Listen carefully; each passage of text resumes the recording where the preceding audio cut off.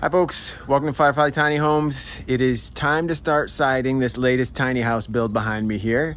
And believe it or not, this modest stack of metal siding on our trailer is 100% of the siding to cover this 32 foot by 8.5 foot tiny house. All about metal siding and why we think it's the way to go on tiny houses on the latest behind the build coming right up. So for us, metal siding begins, since we use vertical profiles on these homes, it begins with a bottom flashing, just accepts the bottom of the vertical panels of board and batten. We run this all along. We kind of keep it the inside flush to the bottom of the trailer, which creates a nice sort of flashing gap here that you can tuck skirting or some other sort of foundational sort of treatment behind this, and it creates a nice visual break there. Go around anything that doesn't have integrated J channel with J channel. So here we just go around the entry door with color matched J channel. When the windows has integrated J channel, and this profile tucks in there nicely. And you can see we get these panels, these board and batten panels, cut specifically to length. So we just take them off the trailer, bring them right in here. They just tuck right together, and a few hits with a nice soft rubber mallet and gets it seated really nice. And then just start to run screws all the way up and just keep working your way down the trailer until it looks like this, where you've got nice bottom edge.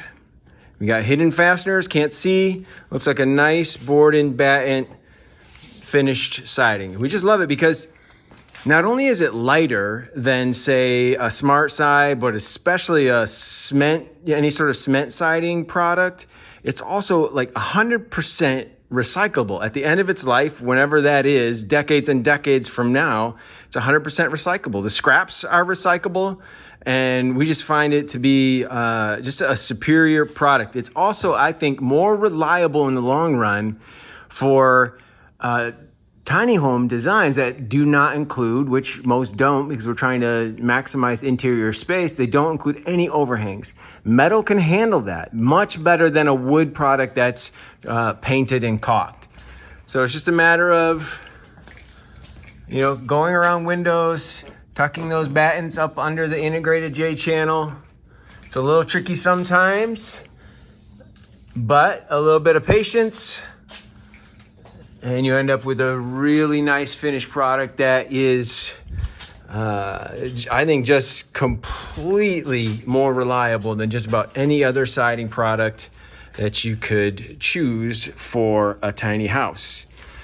Now, these come in all sorts of colors, but there is, it's not unlimited. And so it's nice sometimes to choose some accents. In this case, we like to include wood siding for a nice warm accent on this porch. And again, we choose metal if we can. You can see the product. So this is lightweight. It's guaranteed for life. It has a really nice, very, a realistic wood pattern printed on it. It goes up, hides fasteners.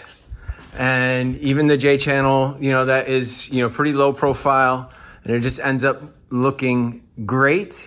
And I just trust it to last and last and last.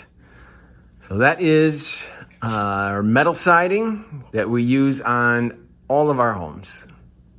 Now you might wonder how you cut this metal siding and how big of a pain it is to work with. The truth is, it's not that bad. It can be advantageous to wear long sleeves, definitely wear gloves, but I just cut with a sliding compound miter saw and with a ferrous metal blade. Just cuts right through it, throws little bits of metal and sparks around, so I kind of usually set up a little bit of a block so it doesn't go completely everywhere, but it's really not that bad. And then to finish cuts to go around windows and things like that, you know, it takes a little bit of practice, but it's pretty easy to get good with just hand snips, a left and a right. Get good ones. These are Midwest manufacturing, I think, aircraft snips, and they work great. And do not just, you know, get the ones from the big box store. Most of them just won't quite cut it on this 26, 24 gauge metal that we use. To make really long cuts, assuming you just go the right way, this can create, you know, quite a bit of waviness, but if you use it properly, you can,